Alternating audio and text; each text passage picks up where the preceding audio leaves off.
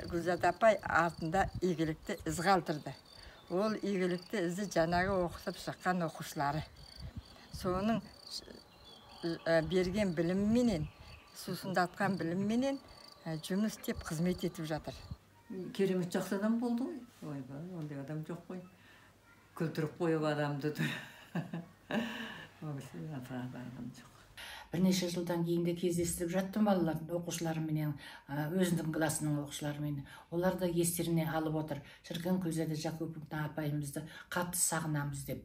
Өзіне тән сыпайы күлкісімен оқушыларға айрықша ілтипат көрсететін.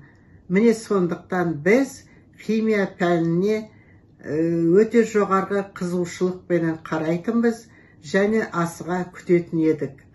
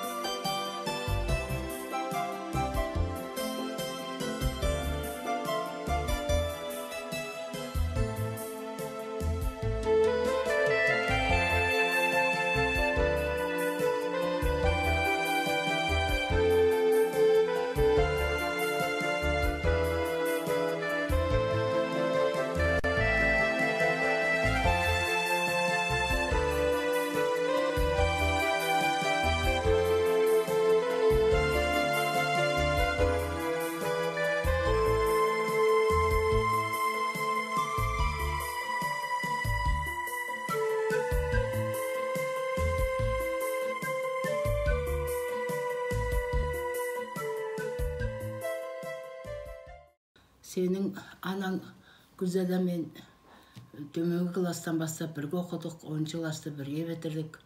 Анаң өте ақ көңіл, досқа сыйымды, достың көңілін қалдырмайтын, достыққа берік, сондай патриотка болдық бәріміз. Өте шыншыл, сабақты жақсы оқыған, біреуге көмектескіш болатынбыз ол кезде. Анаң өте сондай көз алдымда әлі елестейді, бейнесі шындық дегенде ол жанын беретін. Сабақты күнде еш нәрсеге қалдырмай, ертеңге қалдырмайтын ол. Бүгін күні бүгін жасауымыз керек деп отыратын ғой. Онан кейін екеуміз енді бұл соғыстан кейінгі жылдар. Соғыс кезінде Гүлзада айтатын, біз Мүбәрак ағам мектептен келгенше мен күтіп отыратым. Себебі оның аяғына киетін аяқ киімді мен күтем. Одан кейін ол келгеннен кейін мен мектепке барушы едім деп. Сондай қиыншылық жағдай өтті ғой соғыстан кейінгі жылдары. Галош киеді, аяқтарына галош киеді. Сол галош келгенше мен жаңағы тосып отыратым ағамды дейді. Сондан кейін екеуміз әлгіге жылаймыз. Өтіп кеткен өмір ғой енді. Сонда осылай болды ғой сол кезде деп. Енді кейіннен институт бітіріп келгеннен кейін айтсамыз ғой бірімізге біріміз. Ол кезде енді өзіміздің қолымыз аузымызға жеткен жұмыс істейміз, зарплата аламыз. Мынау физкультурадан берген мұғалім, анау бір 9-шы магазин деген магазин бар, ұзын жолдың бойында. Сол магазинді айланып жүгіріп келесіңдер дейді. Сонан кейін бір ұлдар біраз баратта тығылып қап, қайтадан біз қайтып келе жатқанда жол қосылады.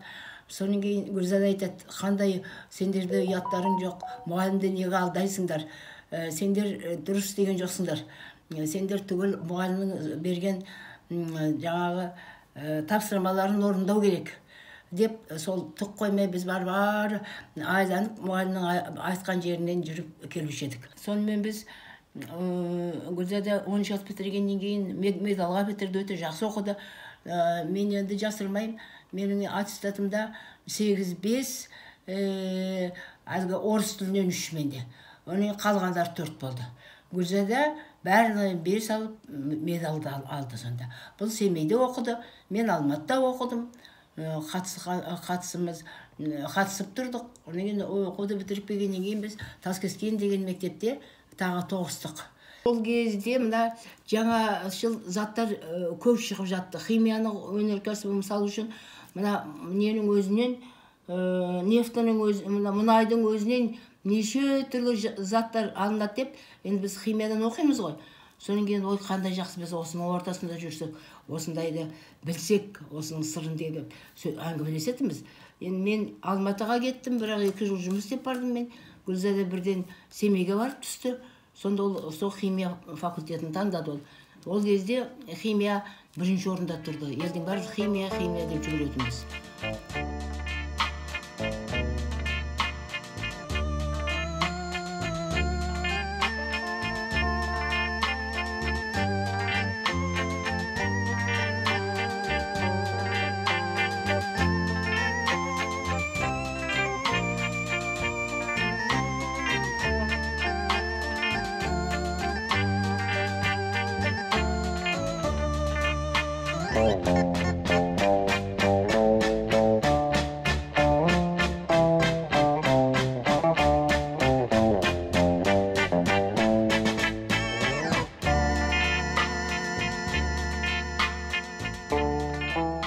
Гүлзада мұғалімнің класқа ең бірінші келген сәті әлі көз алдымда.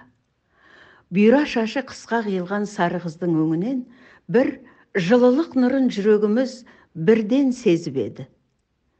Кейде бұлт арасынан жарқырап күн шыға келгенде, күңгірт тартып тұрған дүниеге өзгеше рең береді ғой.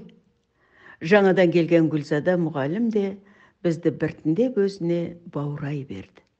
Өйткені ол кластағы ұл қыздардың бәрімен өзінің туған іні сіңілеріндей жақын тартып сөйлесетін. Ол сабақ беретін химия пәнінің талай минуттары тәлім тәрбиелі ғибратқа арналатын.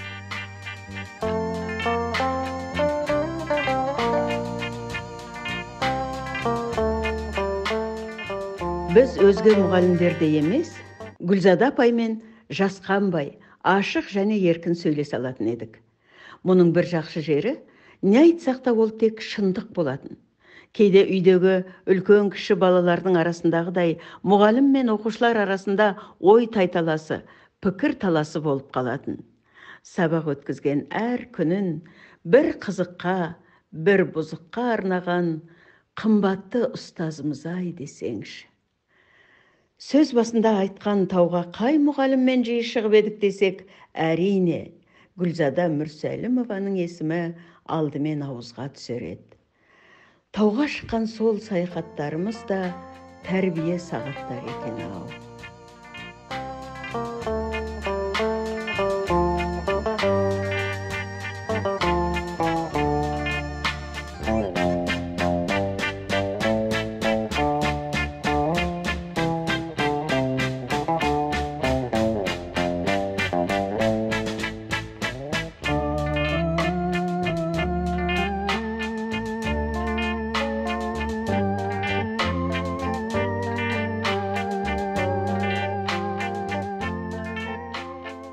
Таскесіндегі мектеп, онда Ворошилов атындағы мектеп болып аталатын.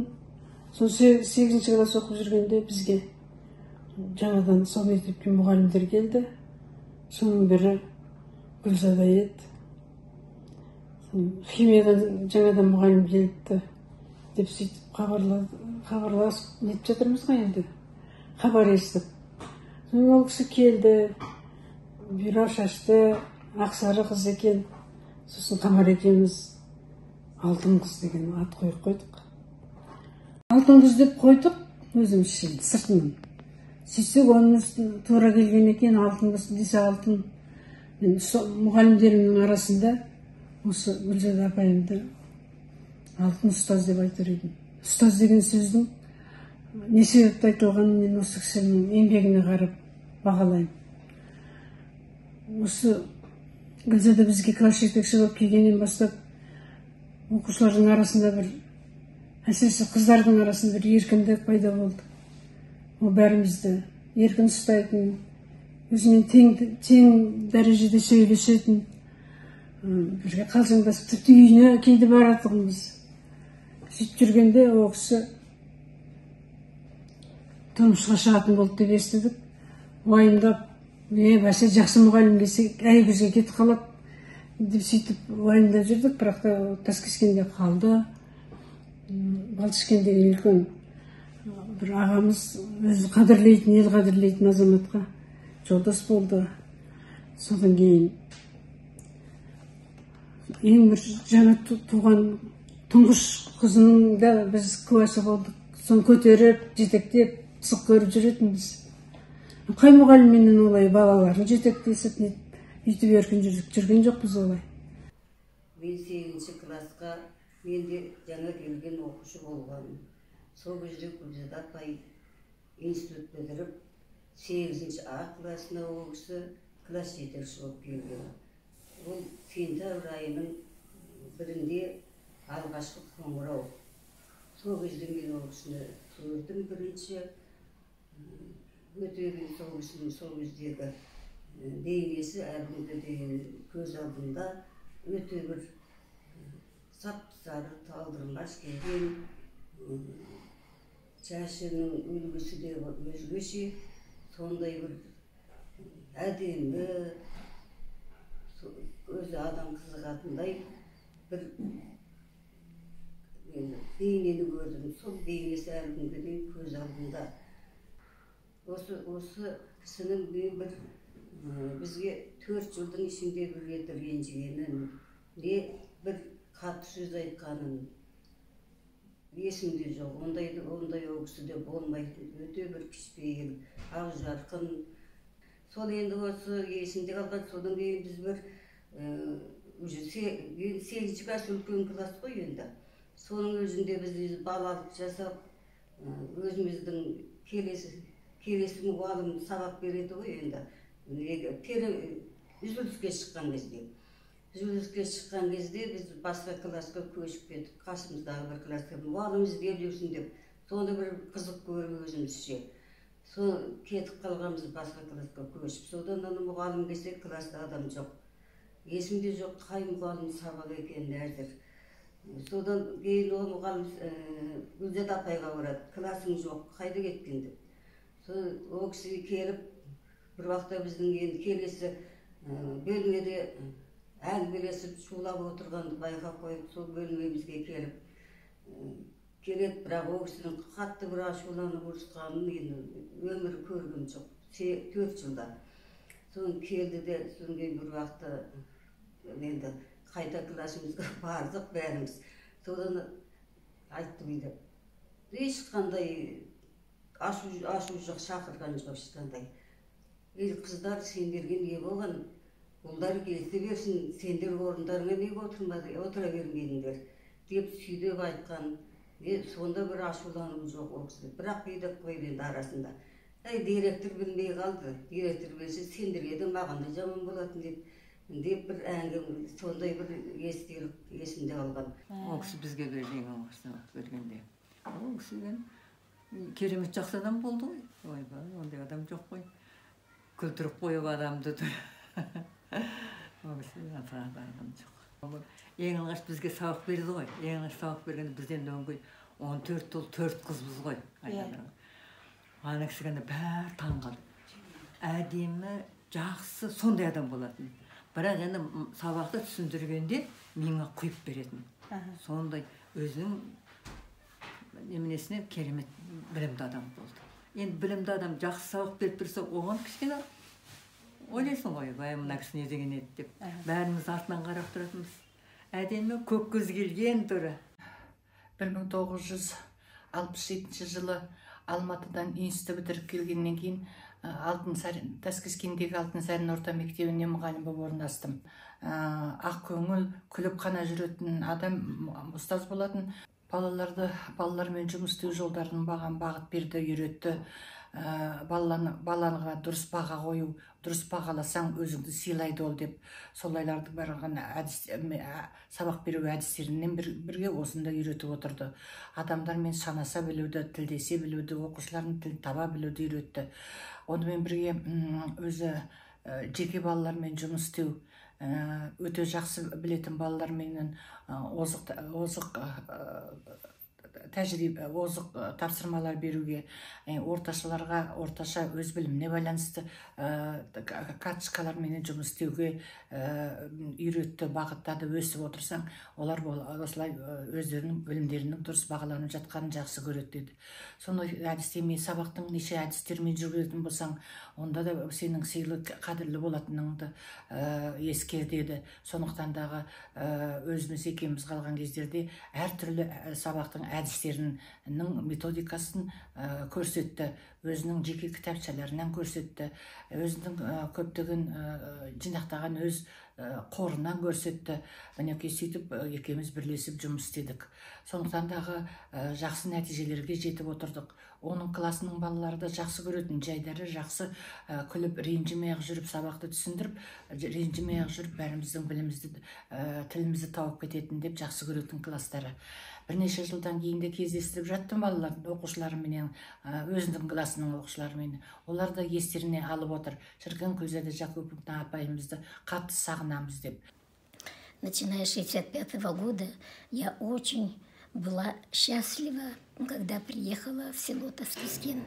Там встретила я хороший коллектив, который меня принял. И работала почти 34 года в этом коллективе. Одной из любимых людей, можно сказать, из любимых коллег мне была Гульзада Жакуповна. Для меня она была как старшая сестра, очень много мне научила, как быть, как вести себя, как жить в селе. Я сама жила в городе. Внимательная женщина, она взяла, как говорится, меня к себе в охапку, и уже тогда она была замужем, ребенок, несмотря на это, она много времени уделяла, могла уделить мне. Одан кейін де сол мектепте де еңбегі бағаланып жатты. Тек қана сол бірлестіктің жетекшісі емес, кейіннен ол оқу ісінің меңгерушісі болды. Оқу ісінің меңгерушісі болғанда да әлгі бірлестіктің жетекшісінің жұмысына бақылап отырды. Өйткені өзі бәрін біледі ғой. Сондықтан дағы екеуінде ауыртпалық деп санаған жоқ. Бірақ істейтін кісі басқа кісі болса да ауыртпалық деген жоқ. Кейіннен сен істе, осындай сен меңгере алдың уже деп, менің мына завуштығымның өзі үлкен көбейіп кетті деп бірлестіктің жетекшілігін маған берді. Ал енді сенді өзінің тәрбиелі алғанын маған үйретіп, өзіндей болуға жетіңкірегенімді сенімді. Оқушының меңгерушісі болды. Онда да бүкіл коллективпен жұмыс істеді. Барлығы мұғалімдердің барлығын орындарына қойып, орындарымен жіберіп, орындарын дұрыс табуына бар ынта жігерін жұмсады. Бір уақыт бос отырмайтын, бір уақыт тыным таппайтын, барлығы жақсы болса екен, барлығы дұрыс өтсе екен деп жанталасып жүретін. Соның бірде-бірінде де өзі ренжімейтін, күлетін де жүретін. Осы кісінің ренжитін күні бола ма екен деп ойлайтынбыз. Ол кісі өзінің пәнін әрқашанда жоғары қойып күліп отыратын. Бірден болса сол химияны жоғары қоямыз деп. Себебі өзінің сабақтарында болсын, әрқашанда ғылыми прогрестің барлығын өзінің пәніне ыңғайластырып келтіріп отырушы еді. Енді ол кісінің тағы да бір екінші қыры, бұл мектептің жұмыстан тыс уақытындағы белсенділігі еді. Гүлзада апайымызды кәсіподақ комитетінің төрағасы қылып сайлағанбыз. Ол кісінің бізді мұғалімдерді жан шырылдап тұрып қорғайтын. Себебі жас специалистер болдық, әртүрлі тексерулер болады. Сол кезде ыждағаттылықпен дайындалған кезде, немесе сол кезде жиналыстар білмеймін, өте көп болушы еді, тартысты болатын. Сол кезде ақырғы нүктелерін осы Гүлзада апайымыз қоятын. Ол кісінің классы жәнегі ылғи ең жарыстарда, қандай болсын, білім бойынша жарыста, немесе тәрбие бойынша жарыстарда, қашанда алдыңғы орындарда жүретін. Сонда қызығатынбыз. Мен енді ғана 5-ші сыныпта алғам. Сонда ойлайтығым, осы Гүлзада Жакуповнаның классы сияқты класстарым сондай болса ғой деп армандайтынмын. Сол 71-ші жылғы түлектерім, сол кісінің классындай болды. сол кісілерге қарап біз бой түзедік, жұмыстарына қарап сол кісілердің еңбектерінен қалай еңбек еткендерінен үйрендік, көрдік, сабақтарына қатыстық. Мықты бір ұстаздардың бірі еді. Кейіннен жаңағы сол кісінің өмірбаяны туралы мектеп музейіне мен түгел материалдарын жинақтап, бір альбом жасап өткізген болатым, суреттерінің бәрін жинақтап.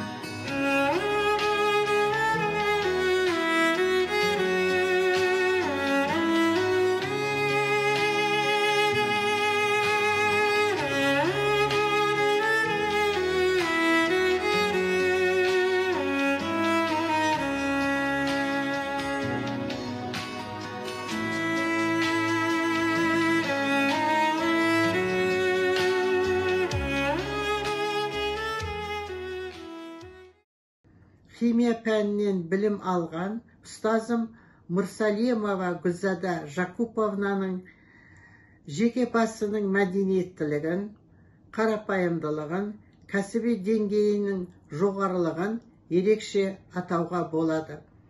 Химияның күрделі формулаларын, есептерін өте шеберлікпенен, тәжірибелік сабақтарменен, көрнекті құралдармен байланыстырып көрсететін еді. Қызықты тәжірибелік жұмыстарды өте тиянақты дайындықпенен жүргізетін еді. Дауыс ырғағы ашық, байсалды, оқушыларға түсінікті тілмен жеткізетін, өзіне тән сыпайы күлкісімен оқушыларға айрықша ілтипат көрсететін. Міне сондықтан біз химия пәніне өте жоғарғы қызығушылықпен қарайтынбыз және асыға күтетін едік. Көптеген оқушылардың химияға ынтасын арттырып, олимпиадалық жарыстарға қатыстырып, жоғарғы деңгейде білім көрсететінін қамтамасыз ететін еді. Оқушыларға дауыс көтеріп, ұрысқанын, немесе ата-аналарменен ренжіскенін көргенде, естігенде емеспіз. Сынып жетекшіміз 9-10 классқа келгенде Ыбырай Алтынсарин мектебінде химия пәнінің мұғалімі бізде Гүлзада Жакуповна болды. Ол бала тәрбиесіне қатты мән берген адам. Ол бізді тәрбие жағынан болсын, адамгершілікке үйретті, шыншылдыққа үйретті. Ол кісі мықты білім де берді. Ол кісінің сабағы бізде өте күрделі өтті, өйткені біз химия классы болдық. Екіншіден сабақты оқи алсақ та, арасында бізбен қалжыңдасу, бізді ұйымдастырып, біраз жерлерге шараларды ұйымдастыру жағынан да ол кісі белсенді ұстаздардың бірі еді.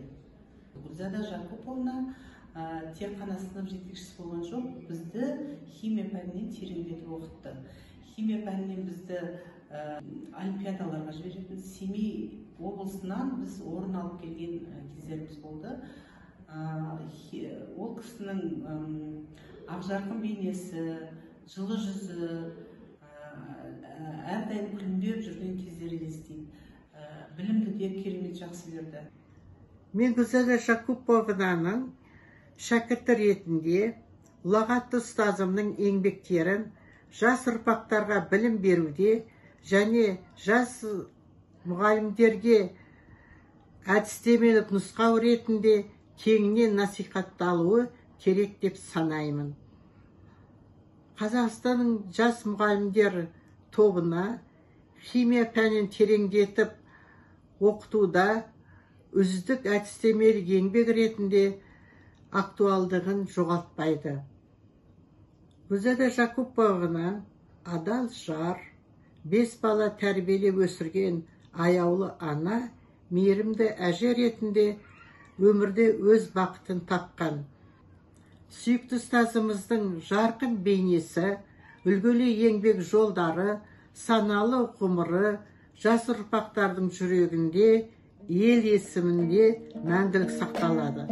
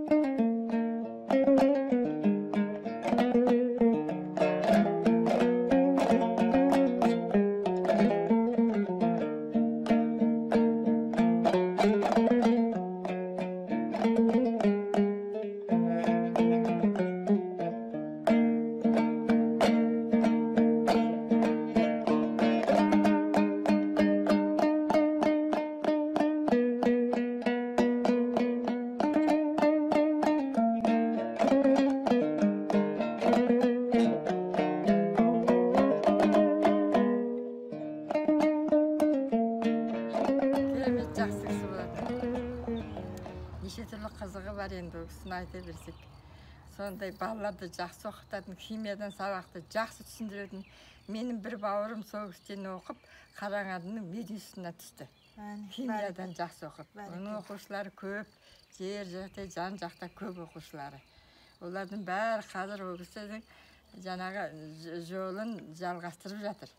Оның ол кісінің артындағы абай айтады ғой, өлді деуге бола ма, ойлаңдаршы, өлмейтұғын артында сөз қалдырған деп абай атамыз. Сол айтпақшы, Гүлзада апай артында игілікті із қалдырды. Ол игілікті ізі жаңағы оқытып шыққан оқушылары. Соның берген білімменен, сусындатқан білімменен жұмыс істеп қызмет етіп жатыр. Апамыздың жарқын бейнесі еш уақытта біздің есімізден шықпайды. Мәңгілік есімізде.